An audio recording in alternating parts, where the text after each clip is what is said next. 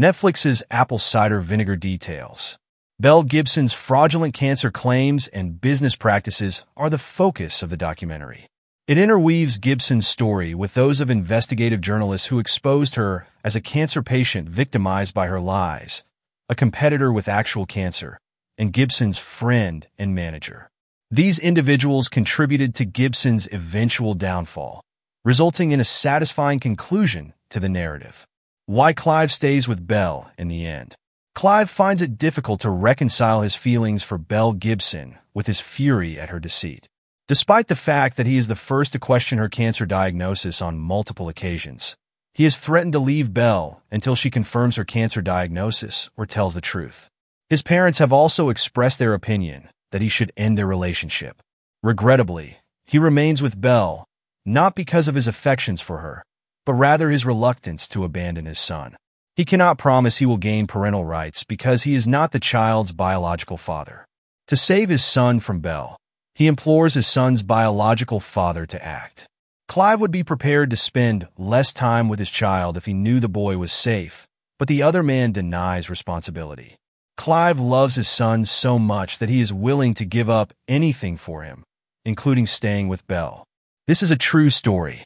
Apple Cider Vinegar appears to be Netflix's playful attempt to cover their bases following the baby reindeer defamation lawsuit, as various characters declare. This is a true story based on a lie, at the opening of each episode. On the other hand, Belle struggles to distinguish between reality and lies. Near the end of the series finale, as she says, "This is a true story," multiple times. This is in line with the truth-denying interviews given by the real Belle Gibson. In 2015, in an interview with the Australian Women's Weekly, she flatly denied telling lies, accepted responsibility, and apologized.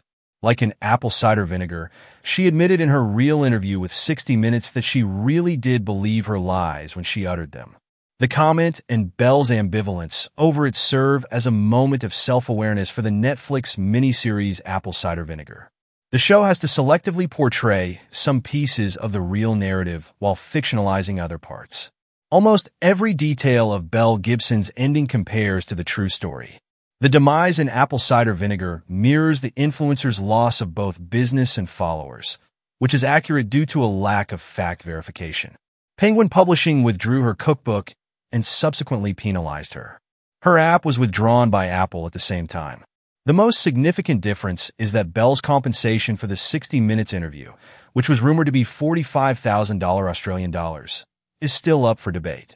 Although the events leading up to Luke's demise are all made up, the writers behind Apple Cider Vinegar developed the character to stand in for the millions of real-life cancer sufferers who were duped by Belle Gibson's ruse.